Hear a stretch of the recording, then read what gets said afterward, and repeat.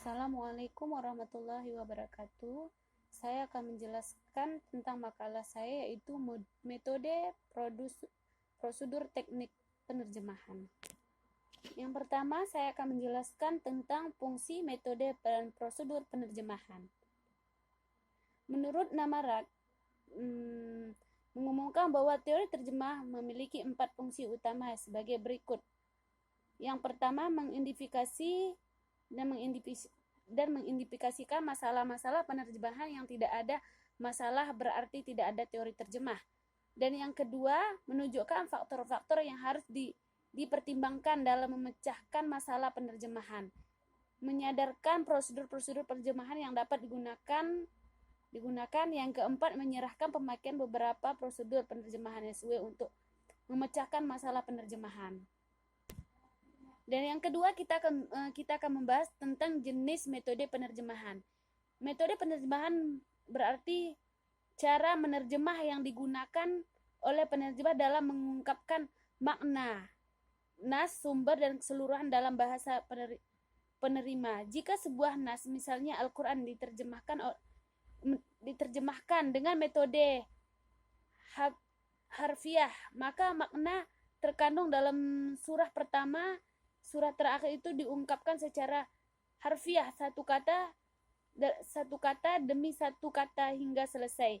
Bukan terjemah Al-Quran berjudul Inayah Liburadin merupakan contoh dari pemakaian metode harfiah ini.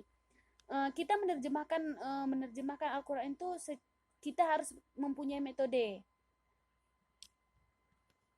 Dan kita telah ketahui metode harfiah ialah menerjemahkan, memperhatikan peniruan terhadap susunan urutan nas sumber. Cara menerjemah yang juga disebut dengan metode labziyah atau musawiyah dan diikuti oleh Yuhana bin Abturi ibnu dan selain-lainnya.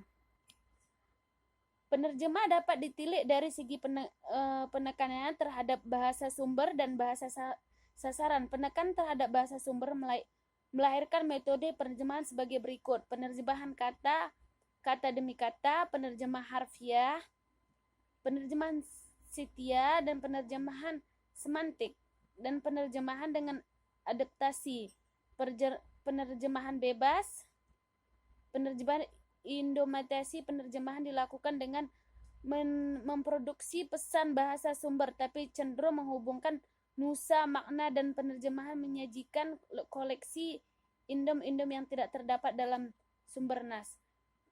Penerjemahan komunikatif.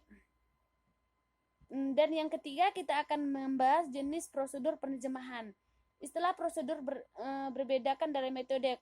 Konsep yang pertama menunjukkan pada proses penerjemahan kalimat unit-unit terjemah yang lebih kecil, sedangkan konsep kedua seperti telah dikemukakan di atas mengacu pada penerjemahan nas secara keseluruhan.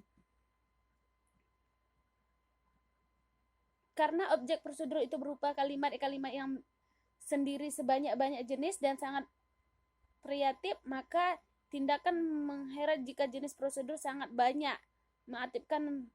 Meskipun prosedur itu banyak, ada jenis prosedur yang dianggap sangat pokok dan sering digunakan penerjemah.